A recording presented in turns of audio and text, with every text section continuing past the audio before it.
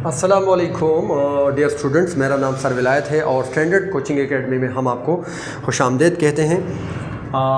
अगर आपने हमारी पिछली वीडियो देखी है तो हमने मैथमेटिक्स 2022 कराची बोर्ड के 15 MCQs आपको समझा दिए हैं। उम्मीद इंशाल्लाह आपको समझ में आए होंगे। ठीक है, आज हम MCQs नंबर 16 करेंगे और हमारी ये जो वीडियो है ये उन बच्चों के लिए, ये उन स्टूडेंट्स और तलबा और तालिबात के लिए इंतहाई इंपॉर्टेंट है जो समझते हैं कि हमारी तैयारी अभी नामुकम्मल है, अच्छी तैयारी नहीं है। तो इंशाल्लाह उसकी ये जो मतलब वीडियोज़ अगर आप इसको प्रॉपरली देखेंगे और आप इसको समझेंगे तो इंशाल्लाह आपकी क्रैश प्रिपरेशन हो जाएगी और मुझे उम्मीद है इंशाल्लाह आपका अच्छा ग्रेड आएगा। ठीक है, तो हम चलते हैं MCQ नंबर 16 की तरफ। MCQ नंबर 16 है 5 + √15 और 5 - √15। ठीक है, अब काफ़ी सारे बच्चे होते हैं इसको समझ नहीं पा रहे। ठीक है, वो तुक्का लगाते हैं या फिर रट्टा लगाते हैं। ठीक है, तो अगर आप इसको समझ के करेंगे तो इंशाल्लाह आंसर एग्जैक्ट होगा और आपको पूरा एक नंबर मिल जाएगा। सही है।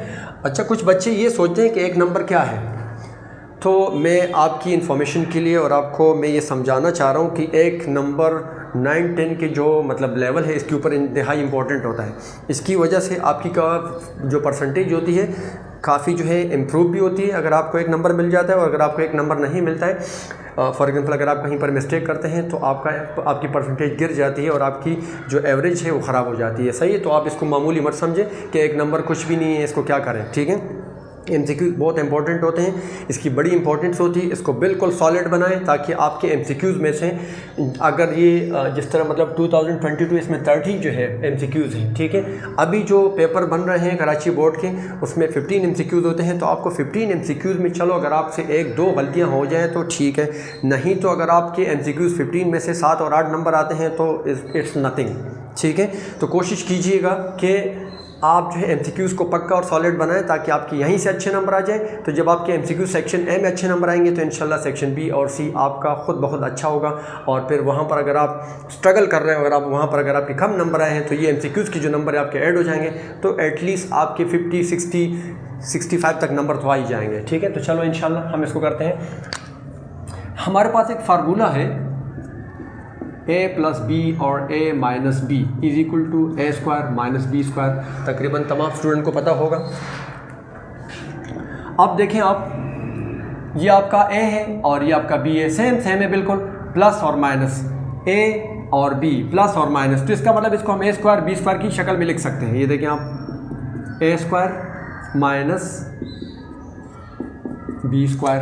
ठीक है, इसको हमने A² - B² की फॉर्म में लिखा। ठीक है, अब आप देखें 5 का स्क्वायर का मतलब क्या होता है, 5 × 5 = 25 - 15। वैसे तो इसके साथ रूट कटता है लेकिन हम अपनी आसानी के लिए लिख देते हैं। याद रखो रूट की वैल्यू क्या होती है, 1/2 और ये स्क्वायर ये आ गया। ठीक है, ताकि आपको बिल्कुल पक्का जड़ तक समझ में आ जाए। सही है, अब आप देखें ये और ये कैंसिल हो गया, आपके पास क्या बचा, 25 माइनस इधर 15 बच गया। 15 की पावर 1 का मतलब 15 ही होता है। आंसर क्या है, 10। बिल्कुल एग्जैक्टली 100% करेक्ट, कोई शक नहीं है, कोई डाउट नहीं है, कोई एम्बिग्विटी नहीं है। अब आपके पास आप बिला झिझक और बिला खौफ, विदाउट एनी हेजिटेशन आप इसको टिक करें कि question number option number A जो 10 है वो आपका आंसर आएगा। ठीक है, उसके बाद question number MCQ number 17।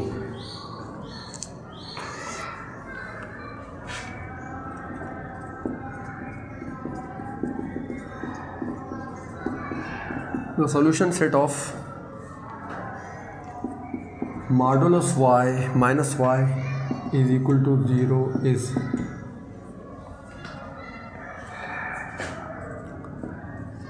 one। Option B है,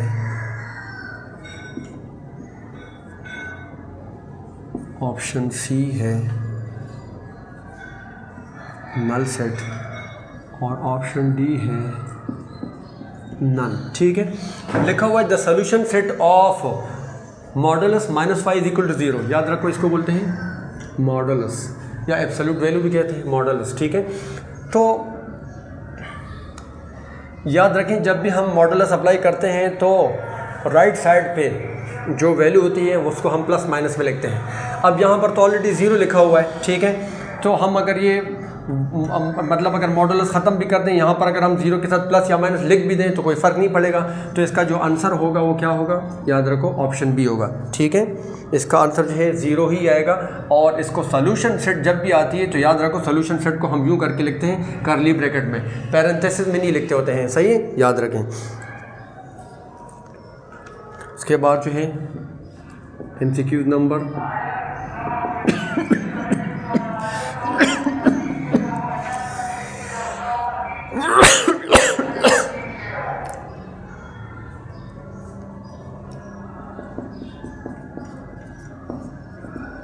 'If sum of measure या measure of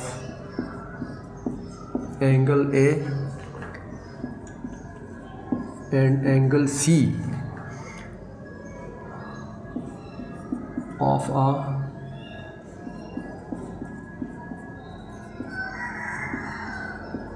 parallelogram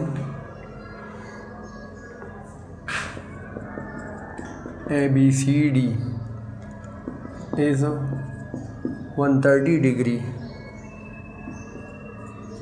then angle B is equal to, option A लिखा हुआ है 25 डिग्री, ऑप्शन बी लिखा हुआ है 50 डिग्री, ऑप्शन सी लिखा हुआ है 65 डिग्री और ऑप्शन डी लिखा हुआ है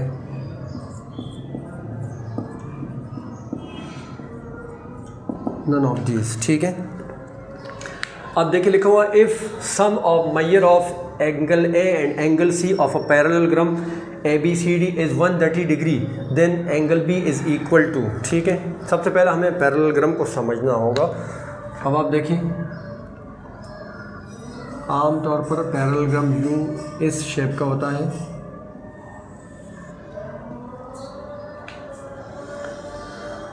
इसके जो टोटल एंगल होते हैं वो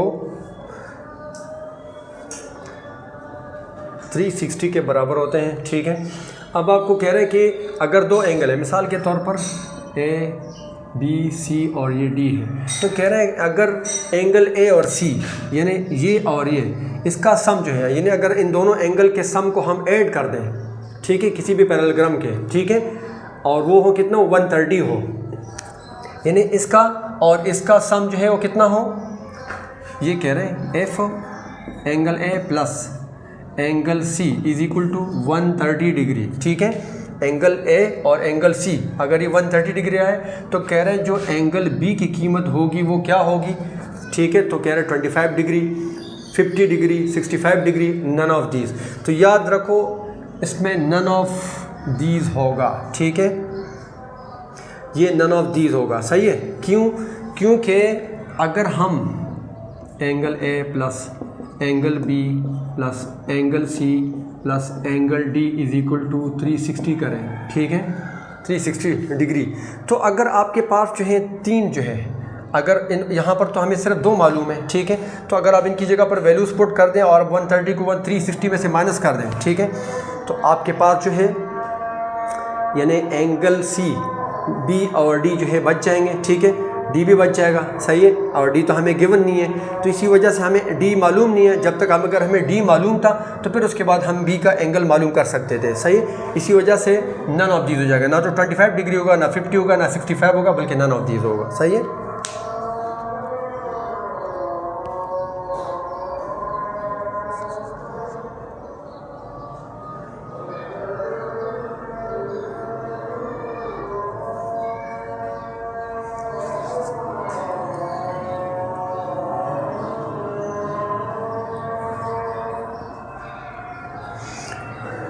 MCQs number 18,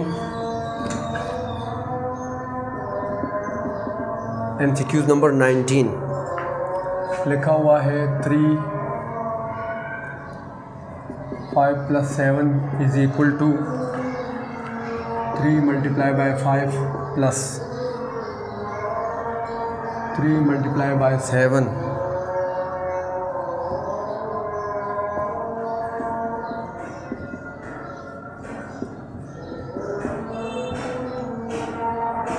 the property is, तो लिखा हुआ इन लोगों ने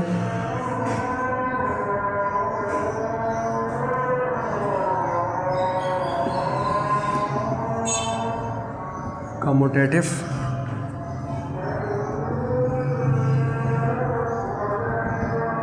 एसोसिएटिव, सी लिखा हुआ है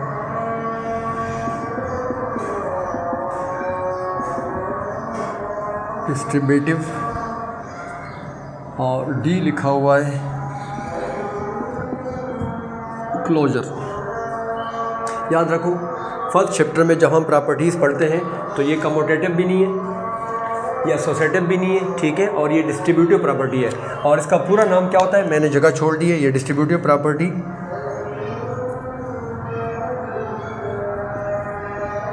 of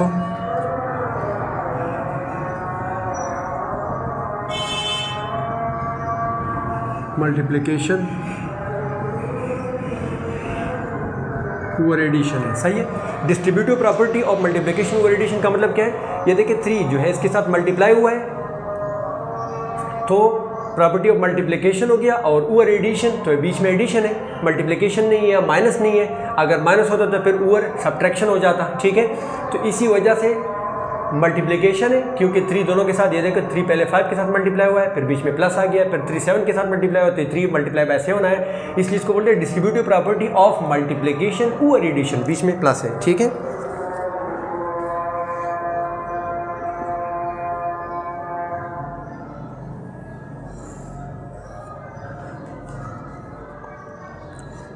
MCQs number 20 x minus Y x plus Y X square plus Y square is equal to, तो ये मतलब डॉट डॉट करके लिखा हुआ है, कह रहे हैं कि x के बराबर है, ठीक है। तो अब आप देखें ऑप्शन इन लोगों ने दिए हैं x की पावर 4 y की पावर 4,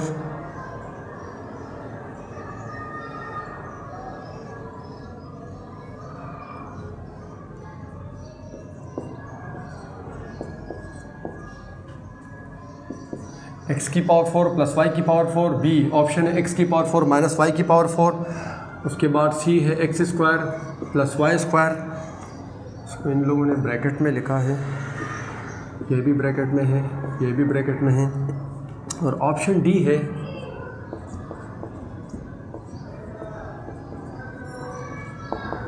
नन ऑफ दीज, यानी इनमें से कोई भी नहीं है, ठीक है। तो देखिए आप अब इसमें कौन सा ऑप्शन सही होगा, हमें जो है तुक्का नहीं लगाना चाहिए। देखिए हम इसको सॉल्व करते हैं।